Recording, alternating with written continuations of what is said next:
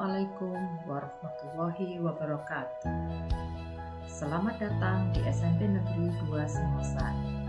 Ibu ucapkan selamat, kalian sudah diterima sebagai murid SMP Negeri 2 Singosari. Materi MPLS kali ini adalah tentang pengenalan kurikulum sekolah yang akan disampaikan oleh Ibu Kristan Gunawan. Selanjutnya, mari kita ikuti tentang cara belajar siswa selama masa pandemi. Sosialisasi cara belajar siswa di SMP Negeri 2 Singosari selama masa pandemi berdasarkan Surat Edaran Mendikbud Nomor 4 Tahun 2020 yang diperkuat dengan Surat Edaran Nomor 15 Tahun 2020 tentang pedoman pelaksanaan PDR selama darurat COVID-19.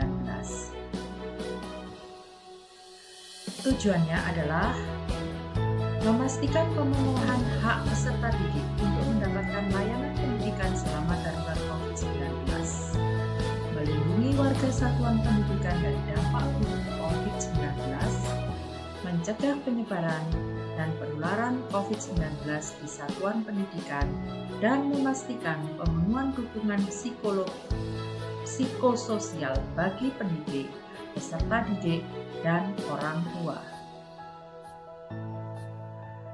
Metode pembelajaran untuk PDR sesuai dengan penerapan PPKM darurat tanggal 3 sampai dengan tanggal 20 Juli 2021 memberlakukan pembelajaran jarak jauh dalam daringan atau PJJ daring sepenuhnya. Media pembelajaran daring adalah HP atau laptop yang terhubung dengan internet, buku paket, video pembelajaran, modul belajar mandiri dan LKS, alat tulis, benda, dan lingkungan sekitar. Kewajiban siswa. Dalam PDR, kalian harus menyediakan sarana belajar, HP Android, buku paket, LKS, dan alat tulis. Mengikuti PDR atau PJJ daring sesuai dengan jadwal pelajaran dari awal hingga akhir.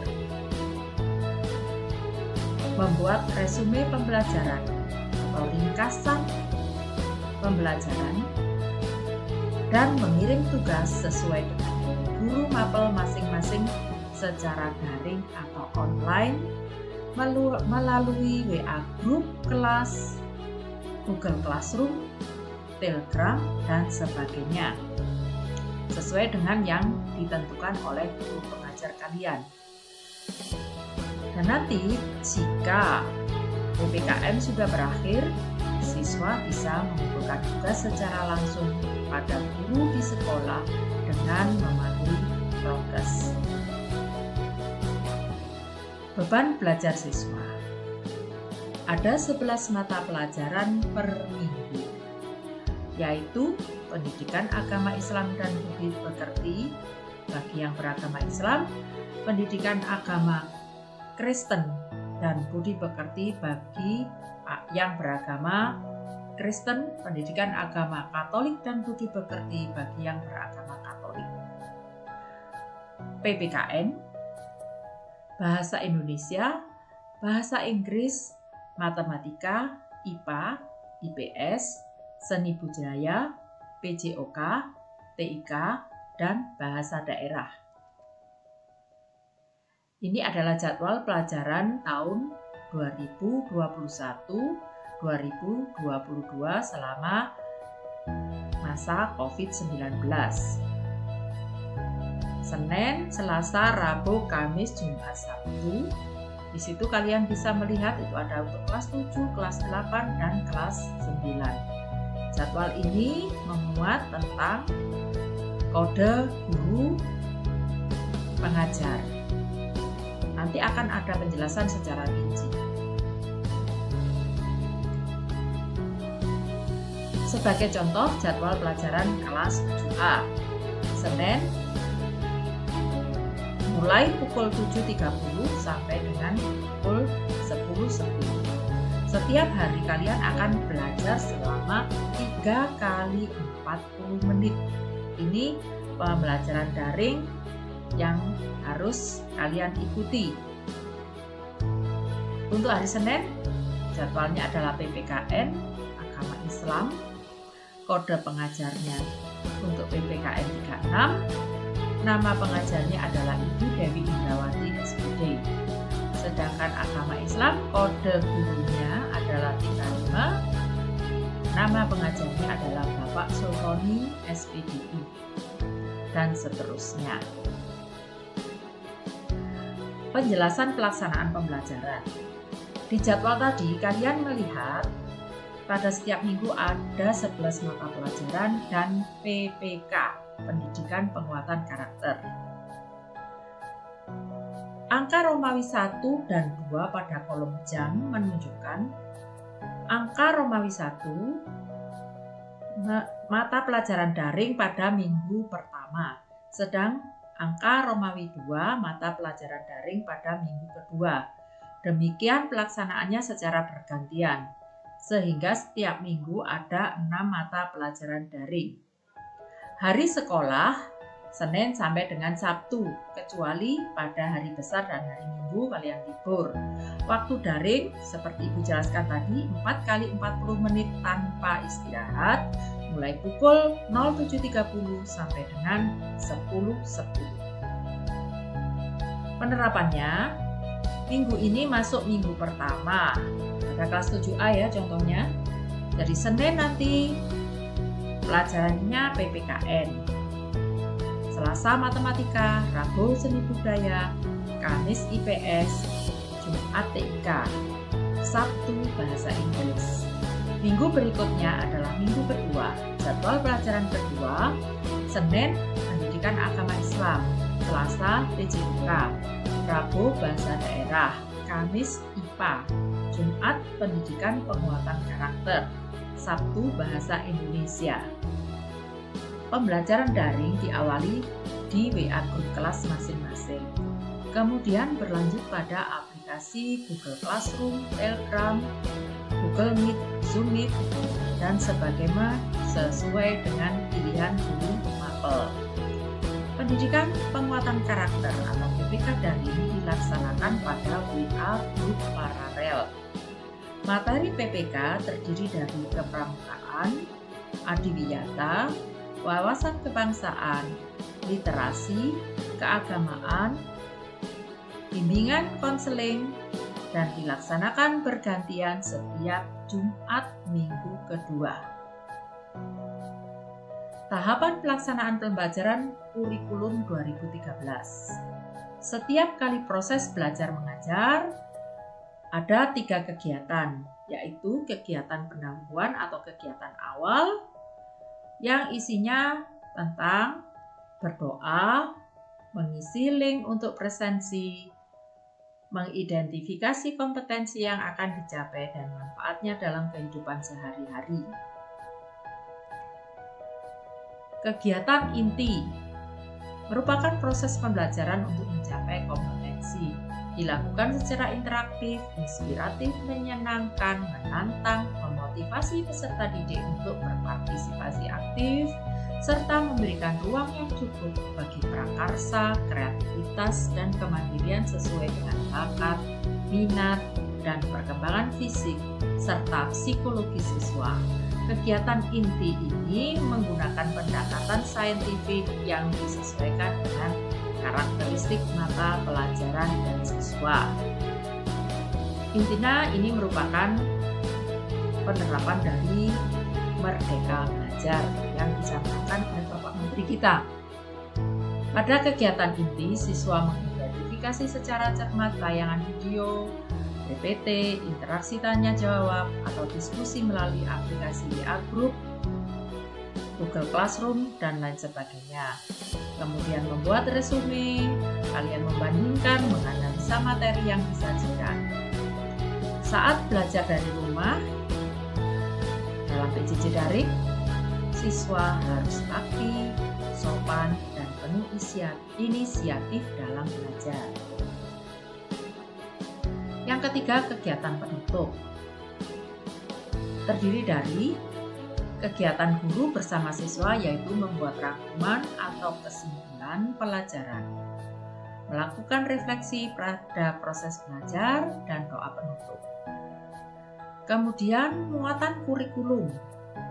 Kegiatan ini, kegiatan pembelajaran selama 1 semester dan seterusnya, itu ada 3 kegiatan anak-anak ya. 1 kegiatan intrakurikuler. Apa kegiatan intrakurikuler itu? Kegiatan pembelajaran, kegiatan belajar mengajar sesuai jadwal, itu intrakurikuler.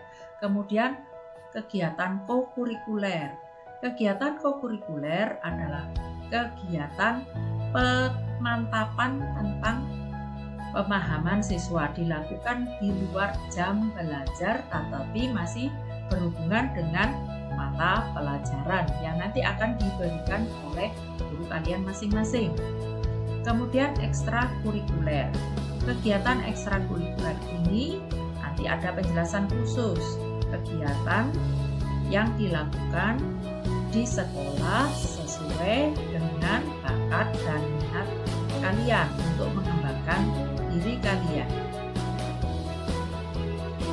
Daya dukung. Proses pembelajaran memerlukan daya dukung berupa ketersediaan sarana dan prasarana pembelajaran. Sarana pembelajaran daring dan luring selama pandemi adalah sebagai berikut.